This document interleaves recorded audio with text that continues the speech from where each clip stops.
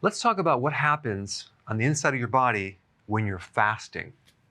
So over here we have a start of a fast, and we go 24 hours, 48, and 72. So there's a lot of really magical things that happen when you fast.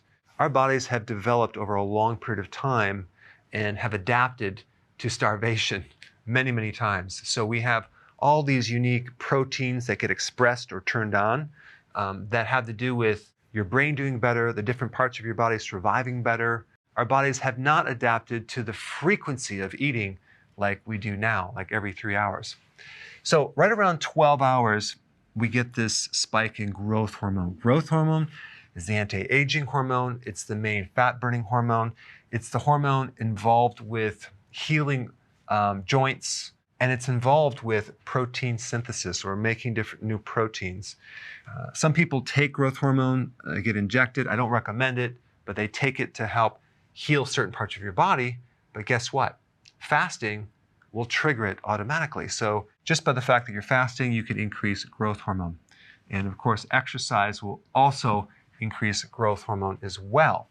So it starts about 12 hours and it increases as you go on and on. Now, at about 18 hours, you start developing something called autophagy. Autophagy is an interesting thing that happens with your body where you start recycling old, damaged proteins and microbes as well. One type of protein would be the advanced glycated end products, which basically when you combined glucose with a protein, it becomes very sticky. So let's say you're on a high carbohydrate diet and that sugar combines with your own protein in your body, and that starts to glycate or just kind of destroy some of the proteins in your body, and then they don't function anymore, and they get sticky and they clog things up. Well, guess what? Your body will start cleaning all that up and turning these damaged proteins into new amino acids where your body can use them. Amyloid plaquing, which occurs in the brain and other parts of the body, is a type of protein that can be cleaned up with autophagy. So it's any type of cellular proteins that are not working anymore in your body. Autophagy will start cleaning that up and start to renew the tissue.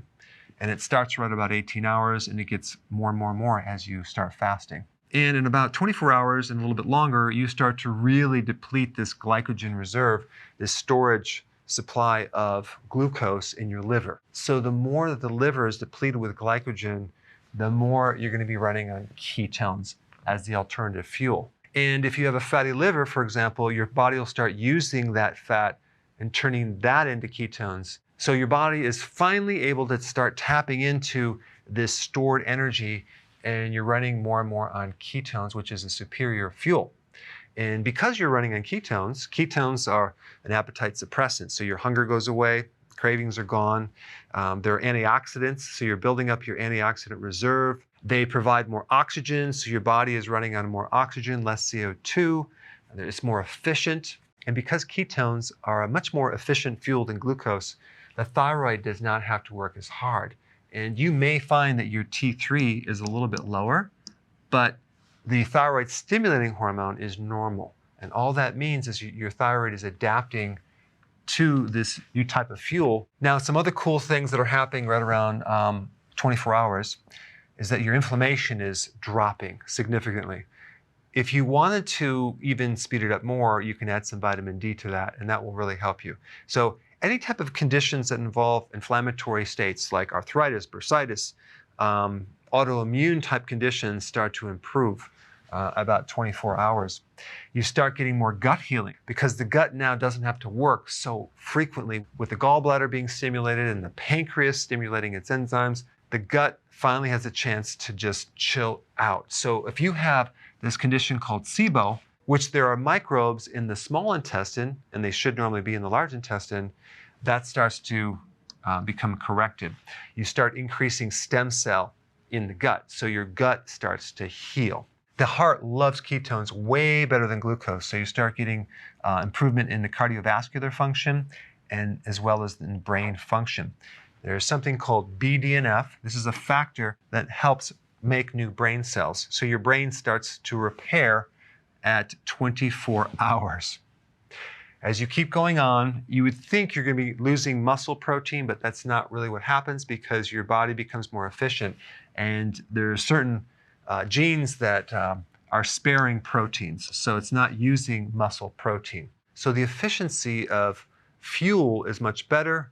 Plus with autophagy, you're using the old damaged proteins and giving you new proteins. So the combination is really good. So the amount of nutrition that you really need to run the body is a lot less because the body just dials down and it can run on a less amount of nutrients. So that's a positive thing. Now, the other thing that happens during autophagy is that you're also cleaning out microbes and fungus and mold and yeast. And to kill off those microbes, your body develops certain oxidants, and you also have antioxidants on the flip side. So your body actually makes things like hydrogen peroxide to kill off microbes, but it also, on the flip side, makes its own antioxidants to actually protect the body against the oxidation. So we have this entire balance. It's only when we have lower amounts of antioxidants and higher amount of oxidants that we get this thing called oxidative stress, which things start breaking down. But when you're doing fasting, you're getting a nice balance of more antioxidants and your body's starting to heal. Now, when you get to 48 hours, you really start to stimulate the stem cells. These are undifferentiated cells. In other words, they're cells that don't have a purpose. So they can turn into this tissue or that tissue depending on what the body needs. So you start to stimulate the stem cell and get more healing and more repair, more anti-aging. You also get decreased risks of certain types of cancer. You get shrinkage of certain tumors. You start making more mitochondria. Now, if you push it and go up to 72 hours, you get even more stimulation of stem cells, okay, and better immune function. But when you actually get into 72 hours or greater, I recommend you do that as a periodic thing, simply because a lot of people going into this have nutritional deficiencies in there. If you jump in too fast, you can get a little bit dizzy, you can have some side effects, so you want to gradually do this over a period of time. But those are some general things that happen when you're fasting. I recommend doing intermittent fasting on a regular basis, okay? And probably a good average pattern of doing this would be going 18 hours of fasting with a 6-hour window. So you would eat and then wait 6 hours later and then eat and then fast for 18 hours. This would be a really good pattern to follow. And then you can actually make it more strict over time depending on how you do. Then what you can do is periodic prolonged fasting to achieve additional health benefits, whether it's for your immune system because you have an autoimmune problem, or you just want to look younger with your skin, or you want more brain cells, you want better heart function, better gut function, or let's say you have cancer and you want to improve that. Because one thing that fasting will do is it will increase your resistance to stress.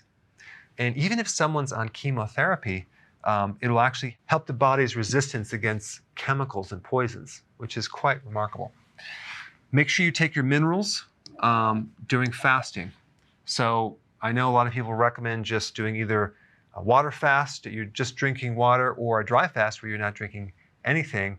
I recommend doing a water fast with nutrients just because if you are deficient, you can have problems. So you want your minerals, you want your B vitamins, and you want your salt. Very important. Right around 8 o'clock in the morning, you have the spike in cortisol. And if cortisol spikes, sometimes that can cause your body to make more glucose, and you can have higher blood sugars. And it happens with a lot of people with blood sugar issues. Nothing to worry about. That will improve over time. But if you just add exercise in the morning, that will burn off some of that extra sugar. And if you're fasting, it's not coming from your diet, it's just coming from your liver making glucose, making a little too much because maybe the cortisol is too high. Okay, so just wanted to point that out, and I have videos on that. I'll put a link down below. It's called the Dawn phenomenon. Now, if your LDL, so-called bad cholesterol, which is not really bad, low density lipoprotein is increased, the reason for this, especially if you're not consuming any type of significant carbohydrates and you're doing fasting, this is increased from a different reason. think about one of the purposes of LDL. It's to deliver cholesterol to different tissues, right? Well, think about all the things that are happening when your body is fasting. You are going through a major healing process. And cholesterol is the raw material for your cell membranes, for your brain, to make hormones, to make vitamin D, to make bile. 40% of all the cholesterol in your body is there to supply the membrane of your cells, which is essential to protect the cell and allow for things to go in and out of the cell. So maybe one of the reasons why your body might need the cholesterol to be transported through this carrier protein is healing the cellular membranes. Or it could be that it needs to have the raw material to make more hormones. I would not worry about that if you are concerned. There are various tests that you could do to determine what's happening to this cholesterol. Is it doing damage or not? But I would not worry about it. But anyway, I wanted to create a video just to kind of show you what happens to the inside of your body when you're fasting. Thanks for watching. So if you want more knowledge on how to create a healthy body, subscribe now and get daily notifications.